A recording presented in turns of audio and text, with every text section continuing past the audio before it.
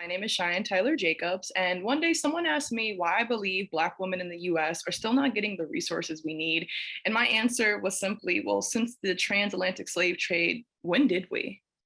I'm so excited to be able to introduce y'all to Safe Teal, which is my team's sustainable development solution for ending gender-based violence on a global platform. Safe Teal will be the world's first intersectional mobile and global application for both education, prevention, and response to be scaled globally. Our mission is to prevent and respond to gender-based violence across the world through a trauma-informed and culture-specific lens that explicitly is anti-racist and inclusive of all identities. While gender-based violence disproportionately harms women, children, and gender minorities, men and boys can also be victims as well. In fact, 1 in 7 men are likely to experience gender-based violence in their lifetime. Safe Teal is an app that is intended to be able to engage with everyone, whether that be in the educational space or whether it be in the advocacy and healing space. UN Secretary General Antonio Guterres classified gender-based violence as a global emergency, with threats against women and girls escalating across the world in the midst of the COVID-19 and climate change.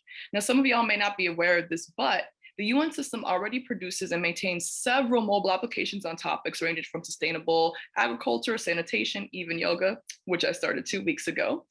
Despite the UN's expressed commitment to ending gender-based violence, there are no existing United Nations mobile apps dedicated to the global crisis of gender-based violence itself. But Safe Teal aims to change that.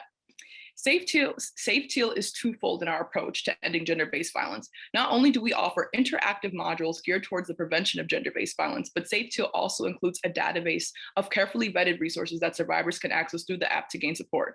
Prevention modules include topics such as intersectionality and systems of oppression, sexual health, high-risk environments, as well as bystander intervention. Users as well can be able to complete these applications and have certifications. Additionally, Safe Teal incorporates a database of local, national, and international resources for survivors and allies to timely and securely access utilizing a geospatial technology. The platform allows survivors to connect directly with these resources to build a network of support for them to reach and begin to heal. Think your social media site minus all those troll accounts. The carefully screened community-based organizations as well are the government programs involved will include psychological, social, economic, and very important legal resources. Safe Teal even enables survivors to confidentially report incidents of gender-based violence to these vetted NGOs within the UN's Gender-Based Violence Information Management System, also known as the JBVIMS. Safe Teal is a secure, password-protected platform that also includes what is called a safe exit, represented by the X on the bottom right of the screen. We also will be having a page dedicated to erasing your search history, which can also be something a lot of survivors and folks want to keep in mind. Next slide, please. For the first 2 years of Safe Teal's development, including our early launch stages, fixed costs will be approximately 1.3 million, variable cost 250,000, and a periodic cost of 70,000, with a total cost estimated about 1.6 million. But from the cost benefit perspective, it compares to the global economic burden of the cost associated with gender-based violence, which is an estimated total of $1.5 trillion, making our app well worth the investment. Utilizing private foundation funding, we plan on hiring UN consultants to vet NGOs and CBOs registered within our app, as well as hiring translators and cultural experts to tailor Safe Teals to various regions across the globe. The value chain will significantly improve due to the enhanced accessibility of the platform. Transportation is a long-standing barrier for many survivors to report and access other resources to ensure that healing takes place and can be sustained over a period of time. The Safe Teal platform erases the need of transportation and is connecting survivors to the resources virtually, privately, and securely. The impact of Safe Teal is far-reaching as it improves sustainable development goals 1, 2, 3, 4, 5, 8, and 10, and 16 by affording an opportunity for a greater quality of life to those suffering, including resources such as financial, food security, education, and justice, among others. It will also give access to institutions such as higher education facilities to utilize programming from grassroots, as well as individual facilitators such as the members of my Safe Teal team. Currently, no technology like Safe Teal exists on the market to confront gender-based violence at a global scale. While being innovative, we are also being culturally sensitive to ensure a decolonized approach that emphasizes the importance of grassroots movements and culturally-based organizations, as I mentioned previously. Safe Teal is quite actionable within the UN setting, since several other global mobile applications developed by various UN entities already exist in the market. However, none of these entities seem to merge a narrative involving trauma-informed education at the general public level and survivors, especially within the margins.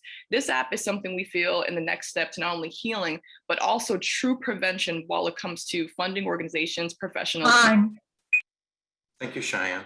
So now I'm just going to pass it over to the judges and see if they have any questions.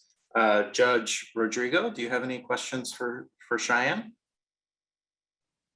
Yes, Paul, thank you. Hi, Cheyenne. Great presentation, by the way. Thank you. I have two questions. The first one is, in some developing countries, technology or even internet access can be expensive as a relative to medium income. So Mhm. how do you plan to tackle this problem so Safe Teal would be available for everyone in the long term? Thank you. Thank you very much for that question. And that's actually one that we looked at. So a lot of higher education institutions, for example, here in the US, as well as other organizations that have the budget to kind of pay and lease these educational developments, are going to be able to substitute that cost. So for an example, here it might look at different schools and redlining zones that may not be able to afford, like you said, even an iPad to have in class. But if we're able to kind of budget with higher educations and Ivy League schools or schools that have that budget, we can be able to kind of create not only the sustainable technology to give to these other organizations, communities, and other countries, but also give them the database to where it's not going to like have a harsh cost on them. If that is answered your question. Yes, thank you. You're welcome. And your second question? Oh, my second question was about your budget. I noticed that there's a significant decrease between the first and the second year. If you could please elaborate a little bit about that. Yes. So by the second year, we were doing a cost analysis of what that would be like once we kind of bring on different institutions and organizations to also offer their funding and donations. So one thing, and my apologies for being stopping on the time, was that we do hope, like we are on this team as well, to what's the word I'm looking for? Bring on volunteers, bring on other donations. But the first year was really just kind of like the setup cost as far as like having people vet the organizations, having people translate. So the first year is going to be the biggest cost because, you know, this right now is just a presentation and we really want it to be a prototype. Okay, thank you. You're welcome. Thank you very much for your questions.